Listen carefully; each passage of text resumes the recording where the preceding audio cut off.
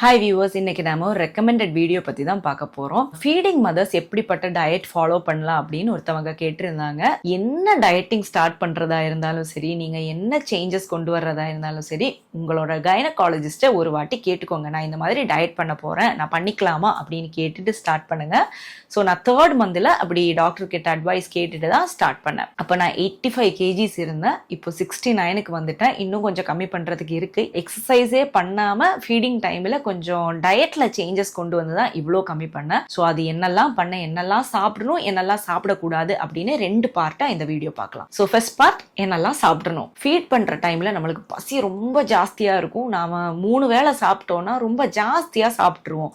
So நான் first கொண்டு வந்த சேஞ்ச் என்னன்னா 6 டைம்ஸா சாப்பிட ஆரம்பிச்சேன். இதுதான் நான் ஃபர்ஸ்ட் ஸ்டார்ட் பண்ணேன். அதுக்கப்புறம் கொஞ்சம் கொஞ்சமா டயட்ல சேஞ்சஸ் கொண்டு வந்தேன். புரோட்டீன் ஜாஸ்தியா எடுத்துக்கணும்.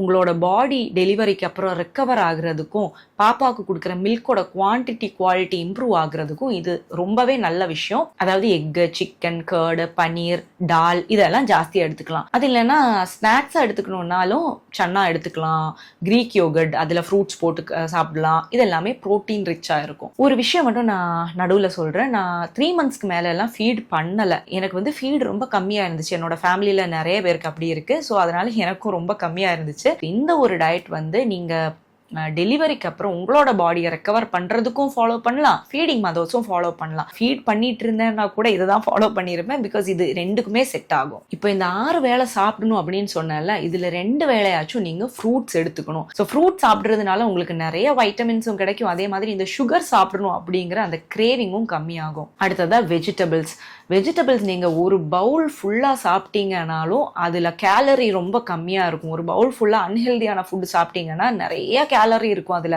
ஆனா வெஜிடபிள்ஸ் அந்த மாதிரி இல்ல. அது உங்களோட பாடியோட ரெக்கவரிக்கும் ரொம்ப நல்லது. இதுல உங்களுக்கு நிறைய நியூட்ரியன்ஸ் கிடைக்கும். அதே மாதிரி சீக்கிரமாவே பசியும் போயிடும். கொஞ்சம் சாப்பிட்டாலே போதும், உங்களுக்கு ரொம்ப நேரம் பசிக்காது. அதனால ஃப்ரூட்ஸ் அண்ட் வெஜிடபிள்ஸ் மஸ்டா இன்க்ளூட் பண்ணுங்க. அதே மாதிரி ஹெல்தி ஃபேட்ஸ் உங்களோட டயட்ல கண்டிப்பா இருக்கணும். அதாவது நட்ஸ் சாப்பிடலாம், சீட்ஸ், ஒரு ஸ்பூன் நெய், இதெல்லாம் நீங்க ஃபுட்ல எப்பவாச்சும் ஆட் பண்ணா கூட போதும். நீங்க சாப்பிட்ற ஏதாச்சும் ஒரு ஃபுட்ல இதை எல்லாமே இன்க்ளூட் பண்ணிக்கலாம். டயட்டிங் ஸ்டார்ட் பண்ணும்போது எப்பவுமே ஸ்லோவா ஸ்டார்ட் பண்ணா போதும். ஒரே நாள்ல இதை எல்லாத்தையும் மாத்திர முடியாது. அது உங்களுக்கு ஸ்ட்ரெஸ்ஸை கொடுக்கும். அதே மாதிரி மில்கோட குவாலிட்டியை எஃபெக்ட் பண்ணும். இப்போ நான் ஸ்டார்ட் பண்ணப்போ ஃபர்ஸ்ட் ஒரு மீலை மட்டும் தான் சேஞ்ச் பண்ணேன். மற்றபடி நான் எப்படி சாப்பிட்டுட்டு இருந்தேனோ அந்த மாதிரி சாப்பிட்டேன். அதாவது நீங்க ஒரு நாளைக்கு ஒரு மீல் சேஞ்ச் பண்ணுங்க, அடுத்த 2 நாளைக்கு அப்புறம் 2 மீல் சேஞ்ச் பண்ணிக்கோங்க. எல்லாத்தையும் கொஞ்சம் கொஞ்சமா ஹெல்தியா கொண்டு வந்துருங்க. இப்போ நம்ம செகண்ட் பார்ட் பார்க்கலாம். என்னெல்லாம் சாப்பிடக்கூடாது. சுகரியான எதுவும் சாப்பிடக்கூடாது. Baked and processed food items, இந்த லேஸ், சீட்டோஸ் அந்த மாதிரி எதுவும் சாப்பிடக்கூடாது. ஃப்ரைட் ஐட்டம்ஸ் சாப்பிடக்கூடாது. மைதால பண்ண எதுவும் சாப்பிடக்கூடாது. ஸோ இவ்வளோ நீங்க இம்பார்ட்டண்டா பாத்துக்கணும். என்ன சாப்பிடணும் அப்படிங்கறத விட இம்பார்ட்டன்ட் என்ன சாப்பிடக்கூடாது அப்படிங்கிறது தான். இதெல்லாம் நீங்க சாப்பிட்டீங்கன்னா டயட் பண்ணி உங்களுக்கு எந்த சேஞ்சும் வராது. இந்த பேக்கரி ஐட்டம்ஸ்ல எல்லாம் நிறைய சுகர் இருக்கும். அதே மாதிரி வீட்டுல டீல சீனி போட்டு குடிக்கிறதையும் அவாய்ட் பண்ணா ரொம்ப நல்லது. அதே மாதிரி ஹனி, ஜாக்ரி இது எல்லாத்தையுமே அவாய்ட் பண்ணிக்கோங்க. அதனால உங்களுக்கு ஒரு நல்ல ரிசல்ட் கிடைக்கும். கேட்கும் போது ரொம்ப கஷ்டமா இருந்தாலும் ரிசல்ட் ரொம்ப சூப்பரா இருக்கும். நான் இதெல்லாம் தான் ஃபாலோ பண்ணேன். எனக்கு அதுலயே நல்ல ரிசல்ட் வந்தது. இந்த ஃப்ரைட் ஐட்டம்ஸ், பேக்டு ஃபுட்ஸ் எல்லாம் அவாய்ட் பண்றது உங்களுக்கு மட்டும் இல்ல, உங்களோட குழந்தைக்கும் ரொம்பவே நல்லது.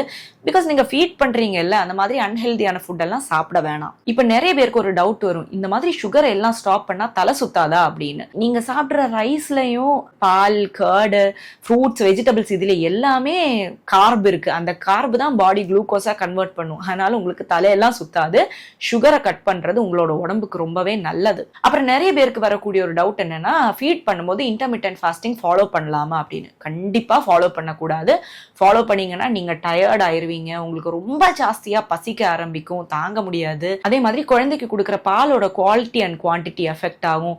ஸோ கண்டிப்பா நீங்க இன்டர்மிட்டன்ட் ஃபாஸ்டிங் ஃபாலோ பண்ணவே கூடாது. அப்புறம் நிறைய பேர் கேட்பாங்க, கிரீன் டீ குடிக்கலாமான்னு. குடிக்கலாம், பட் 2 கப்புக்கு மேல குடிக்காதீங்க. என்ன கேக்குறீங்கன்னா 1 கப் குடிச்சா போதும் அப்படின்னு சொல்லுவேன். அது உங்களோட கிரேவிங்கை கண்ட்ரோல் பண்றதுக்கு ஹெல்ப் பண்ணும். அதே மாதிரி மெட்டபாலிசம் பூஸ்ட் பண்றதுக்கும் ஹெல்ப் பண்ணும். 1 கப் குடிச்சுக்கலாம், அதுக்கு மேல குடிக்க வேணாம். அதுவும் ரொம்ப கான்சென்ட்ரேட்டடா போட்டு குடிக்காதீங்க, லைட்டா மைல்டா போட்டு குடிச்சுக்கோங்க. அதே மாதிரி இந்த ஃபுல்லா கார்பை கட் பண்றது, லோ கார்ப் டயட் ஃபாலோ பண்றது, ரைஸ் சாப்பிடாம இருக்கிறது, இது எதையுமே ஃபீடிங் டைம்ல ஃபாலோ பண்ணாதீங்க. இது மில்கோட குவாலிட்டி எஃபெக்ட் பண்ணும். அதே மாதிரி உங்களுக்கு ரொம்ப டயர்டாக இருக்கும், உங்களால் அது தாக்கு பிடிக்க முடியாது. அதனால இந்த லோ கார்ப் டயட் எல்லாம் ஃபாலோ பண்ணாதீங்க. அப்புறம் நிறைய ஃபீடிங் மதர்ஸ்க்கு வரக்கூடிய ஒரு பிரச்சனை என்னன்னா, அவங்க தண்ணி கம்மியாக குடிச்சிட்டு பசிக்குது அப்படின்னு அதை கன்ஃபியூஸ் பண்ணிப்பாங்க. உங்களுக்கு தாகமா இருக்கும், பட் இது பசி அப்படின்னு சொல்லிட்டு சாப்பிட்டுருவாங்க. அதை பண்ணாதீங்க.